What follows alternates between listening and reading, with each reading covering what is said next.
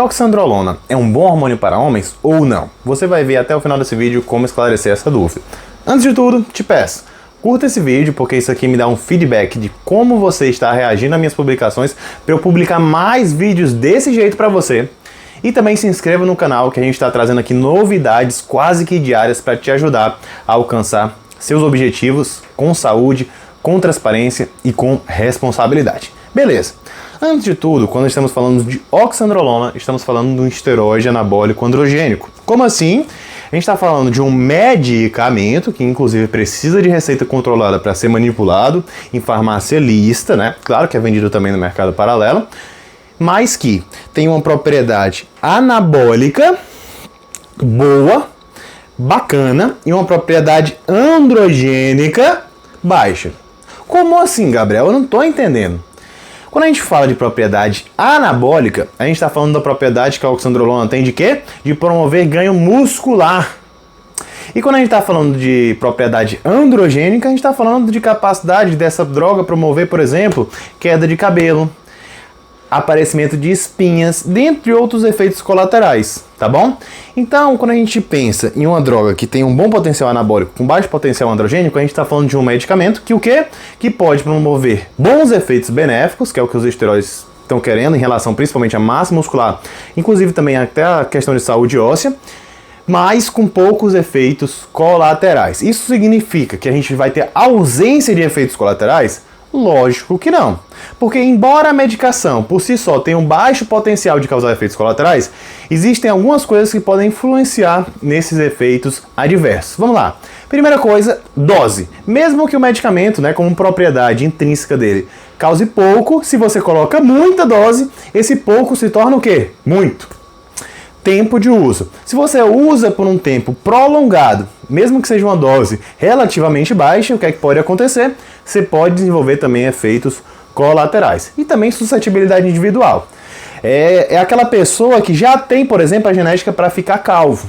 E aí quando ele usa um esteroide anabólico, mesmo com doses mais baixas, ele vai acelerar esse processo. E no lugar dele ficar calvo com X idade, ele fica com essa idade ali 10 anos antes, 5 anos antes, 2 anos antes, depende da dose, depende de muitos fatores. Mas quando a pessoa tem predisposição, meu amigo, é batata, não tem como. E aí ela vai acabar sofrendo os efeitos colaterais. Isso daí não é só para calvície, Até a questão cardíaca, a questão psicológica, tudo isso também depende da dose, tempo de uso e também da própria suscetibilidade individual. E aí, agora que você entendeu o que é oxandrolona, a gente tem que entender, será que para o público masculino é uma boa medicação? Bem, a gente tem vários estudos clínicos com oxandrolona nas mais diversas condições, como por exemplo situações onde a gente tem perda de massa muscular, em situações a gente pode ter ali queimaduras, A gente tem situações, onde a oxandrolona é estudada para doenças onde cursam ali com a perda ponderal, E aí a gente acaba usando a oxandrolona para ajudar esse paciente. E aí o que a gente entende, Que a gente tem uma ampla gama de utilização clínica dessa medicação, mas muitas vezes ela acaba sendo utilizada sim com fins de performance esportiva e também melhora da composição corporal, para seja lá qual o fim, tá? É claro que eu não estou aqui para julgar, estou aqui para informar. Beleza.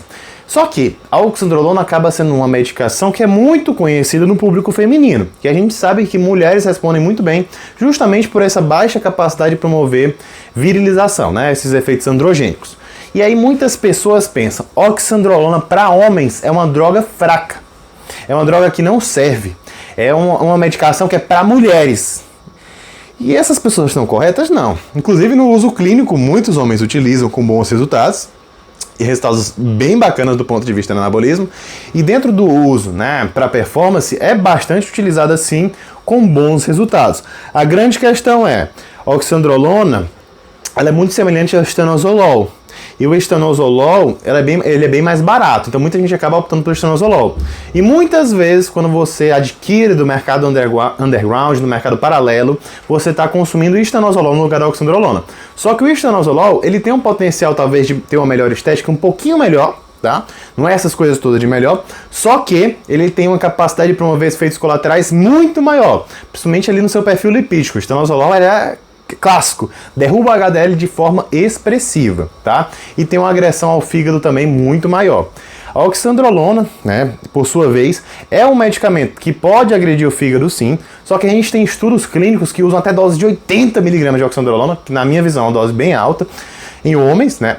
E inclusive não mostram grande toxicidade ao fígado, porque a oxandrolona, diferentemente do que o estanozolol, ela tem um metabolismo hepático, né, um 17-alfa-alquilado, ela passa ali pelo fígado causando toxicidade, mas não é tão intenso como o próprio estanozolol, como o próprio dianabol, dentre outras medicações desse porte, tá bom? Então a gente está falando de um medicamento que tem doses clínicas que chegam a utilizar 80 mg, a média é entre 0,1 e 0,2 mg por quilo. Pode ser combinado ou não nos estudos com testosterona, tem alguns estudos que combinam, até com pacientes com HIV, testosterona, com a própria oxandrolona, mas quando a gente fala de uso suprafisiológico, pensando em ganho adicional de massa muscular ali, ou performance esportiva, geralmente esses indivíduos estão trabalhando ali na dose de 20 a 60, 80 miligramas. Tem atletas que chegam ali a 100, 120, mas a gente, é claro, precisa sempre individualizar a dose, ver indicação, contraindicação, potenciais efeitos adversos. A minha ideia aqui não é dizer uma dose para você utilizar, mas que você entenda todo o know-how que tem por trás e que sim, a oxandrolona não é uma droga fraca, uma droga que só pode ser usada, por exemplo, para mulheres. É um medicamento que pode ser sim utilizado para homens, quando bem indicado, promove bons efeitos. Inclusive pode ser utilizado, né, acaba sendo utilizado com bons resultados, na verdade, no meio esportivo. E aí a gente tem essa ampla variedade de doses, mas tudo vai depender do porte do indivíduo. E é claro que não adianta botar uma dose muito alta se a gente está falando de um indivíduo que não tem grande maturidade muscular. Às vezes doses de 20 mg, 15 mg, quando associando a testosterona, conseguem sim promover um bom efeito ali naquele homem. Lembrando que o uso de oxandrolona, idealmente, não deve ser utilizado de forma isolada. Ele deve ser combinado com a testosterona, porque se você está pensando em manutenção de libido, função sexual, disposição, se você usa só oxandrolona, você reduz a tua produção natural de testosterona. E aí lhe falta testosterona. E o componente androgênico e estrogênico da testosterona é importantíssimo para a manutenção dessas funções do corpo. E só a oxandrolona não supre isso. Daí você precisa combinar a oxandrolona com a testosterona se você está pensando em manutenção disso. É claro que quando a gente está falando do ponto de vista clínico, em alguns pacientes, a prioridade ali é recuperar a vida daquele paciente, torná-lo ter mais qualidade de vida, no sentido de ter mais sobrevida na doença específica que ele tem. Então você talvez não esteja tão preocupado com função sexual, com função erétil ali, desejo sexual. Você não está preocupado com isso, está preocupado em fazer aquela pessoa viver mais, ter mais sobrevida, né? É diferente de um indivíduo que não tem nenhum problema, quer ganhar uma massa muscular adicional, e aí ele vai ficar grilado se ele ficar com disfunção erétil. Ainda mais se ele está usando esteroide para ter mais autoestima, autoconfiança, e aí ele fica com esse problema. Aí sim é complicado, meu amigo. Pois é.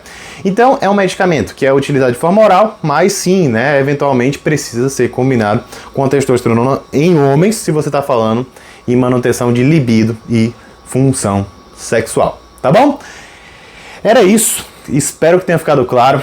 Eu vou deixar aqui embaixo também o link, né, dos meus cursos, porque eu tenho uma ampla variedade de cursos, não só nessa parte aqui que envolve hormônios, mas a gente também fala de suplementação, alimentação, tudo isso pode te ajudar dentro desse universo fitness, né? Também vou deixar aqui o link do meu perfil no Instagram, onde eu posto dicas diárias, também tá para estar podendo te ajudar. E também, né, peço mais uma vez, se inscreva no canal que novas dicas como essas vão ser lançadas quase que diariamente. Um grande abraço e até a próxima!